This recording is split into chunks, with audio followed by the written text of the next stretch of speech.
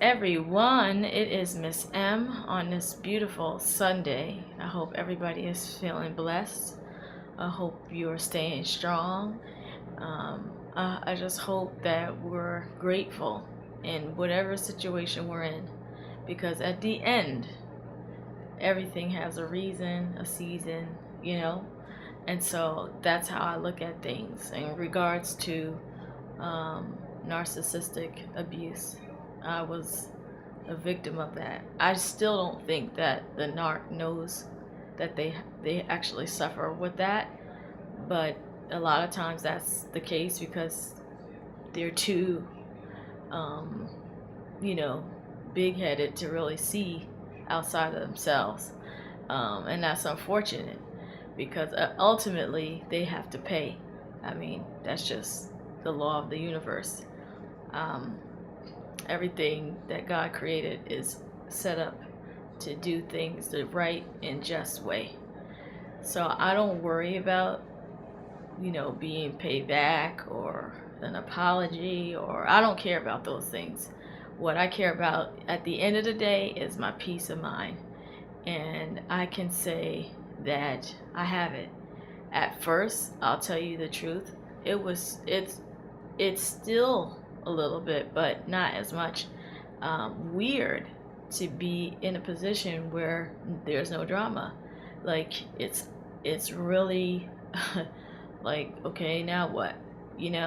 Because if you're always in a survival mode, you come home, they say this, they throw this at you, they look for a response, they look to get you aroused and rile you up and excite you, and whether good or bad.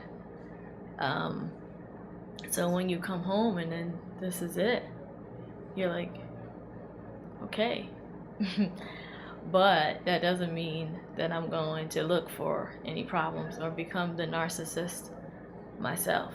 That is not going to happen because I have too much love and care and empathy for people, including this person, because that is a family member.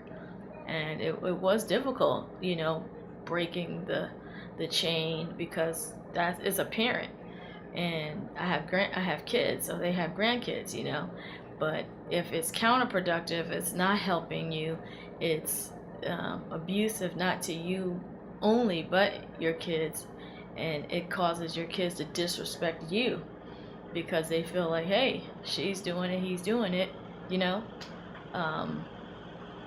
you have to go 100% no contact. Honestly, I don't see how you can go any other way unless you have like a co-parentship thing that you're trying to do. But even with that, because like I told you in the last video, a lot of times when you have that, they bred you, they kind of create this weak person.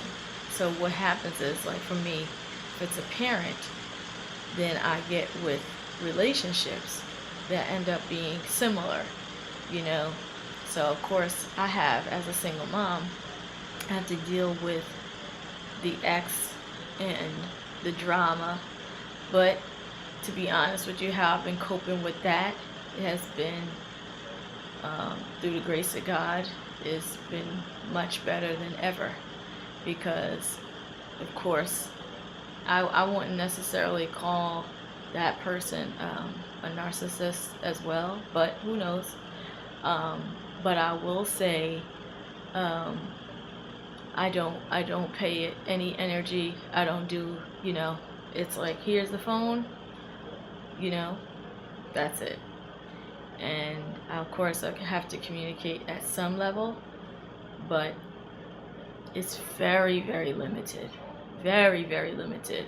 And I think if you saw any of my other videos, sorry, I talk about sometimes when we I feel like one of the videos I was talking about is that we tend to put ourselves in situations by just being around people or engaging in conversation that we know we really don't have to. And that's something I had to realize, because when you go through this walking away process. You have to realize that you don't have to deal with it no more. You're a grown up. I said that in my video. You don't have to engage. You don't have to put yourself in a position of weakness and victimization, and you don't have to. You just don't have to. Now, yeah, there's some battles and there's some frustration because people are people, and especially when you have people that are manipulative and controlling and look for any way to keep in your life and your experience. So but it's about how we respond. So when it came to my narc, again, I went 100% cold turkey. I didn't change my number because I didn't have to go that far, because I was so done that it doesn't matter what you call, how you call me. You call me private, you call me from your number, you call me, whatever. I'm so done.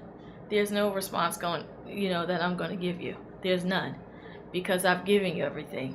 I've put too much into it, and when I'm done, that's that. And you do feel sad sometimes. You miss that person sometimes, because when you're an empathetic person, especially if you're codependent, you were bred into that because of that experience. You automatically have feelings of missing them, of just whatever, especially if they had that charisma, because a lot of those people have that. They have humor, well, at least mine, super funny, super, and you miss that part. But then you have to remember what comes with that. Does it come with, oh, I can just call that person, laugh, and get off the phone? Or am I going to get on the phone, then tomorrow they're going to call me and try to, bait me into some dramatic situation again? And one thing for me, because I used to say, well, I'll just keep it by phone, But the phone thing, that didn't help me either, because how am I changing anything? Those people are so good that you don't have to live with them, or to be controlled by them. You don't have to be involved 100% for them to keep you on the hook. They could text you as long as they have any access to you. It could be even by email, because as long as they know they got a response from you, a reaction from you, it's like, oh, I feel good. I feel I feel empowered. Like I said in my last, check out my other video about that, because it will explain to you how they have a need for affirmation, or affirming what they believe in them. Well, okay, this is how the game is twisted.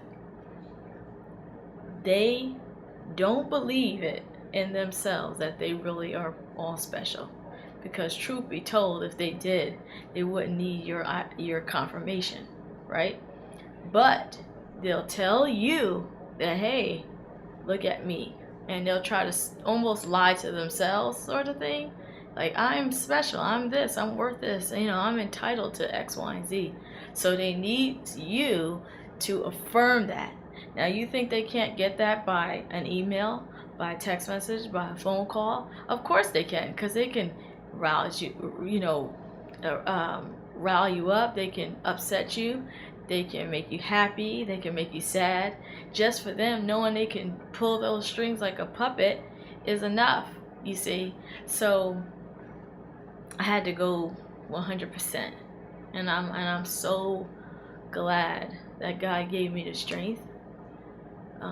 God gave me the forgiveness. God gave me the ability to see past this and get, the veil from across my eyes and finally see what it was. Because for so long, I've been dealing with this for 15 years.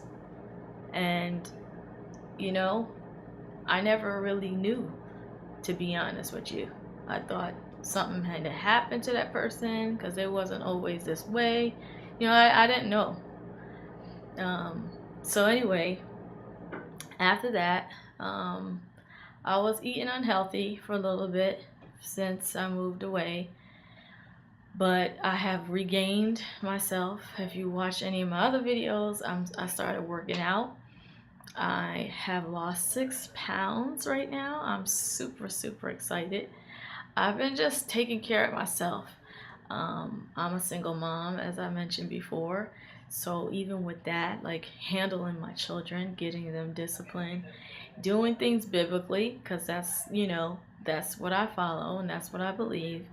But definitely maintaining this discipline where it's not all about spanking or anything, but about not raising your voice, talking eye to eye, contact, not not being out of control with it. Getting up early in the morning, preparing my day by praying and singing my worship songs and reading, whatever it is I want to do for that first half an hour of the day. That's my time, and I do that. Then I get my kids up, and because I have an order of the night before, and everybody is asleep by a certain time, everything is on clockwork. So when I get them up, before they used to wake up, they would be tired, crying, whiny, because I was really didn't know how to do things. I didn't know how to put them around a schedule.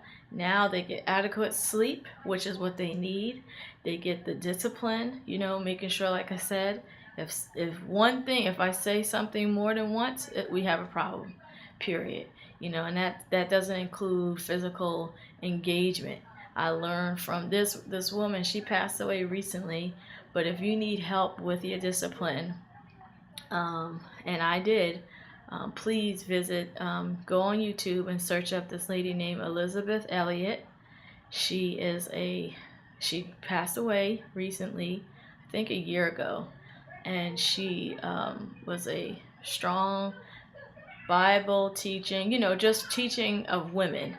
And one video called A Peaceful Home or something like that, Peaceable Home, she talked about how to discipline, and I watched it and I implemented it, and within maybe a week or two, my kids were like, and shoot, it got to the point where my 2-year-old will get up, turn off, if I say it's time for bed, turn off the TV himself and go to his room. It wasn't like a battle, a fight. I mean, he was just. And my daughter's older, so same thing. I mean, it is amazing. And I'm not raising my voice. I'm not out of control. If they do have to get spanked, they get spanked, but it's in control. You know what I mean? It's one thing to be like, oh, I'm so frustrated, boom. But it's another one, you're like, come here, look at me, da da da da da. You're gonna have to get spanked because you didn't. It's just check out the video, you'll learn, and I hope that helps you. So I've been getting things in myself, even the discipline of myself, getting up on time, being to work on time, working out, eating right. That's the biggest thing. 80% of your weight loss has to do with your diet. The other 20 is your exercise. So I have been changing my habits, going from taking the breads out. I usually use kale now as like a bread. So if I want like tacos, I have check out my Instagram too, because I show pictures of, like, I put stuff inside, just like you would if you have tacos. I put it all inside there. If I want turkey, like a sandwich, I put it inside of kale.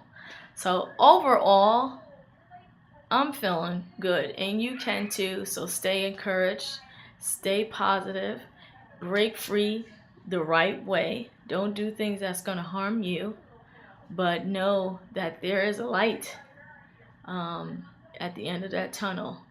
Trust and believe. And it was really difficult because of this family member is so close to me.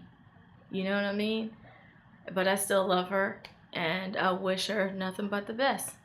And, I pray for her. I pray that God will show her what's going on and help her. But I can't do that. Sometimes we gotta let God do his work, right?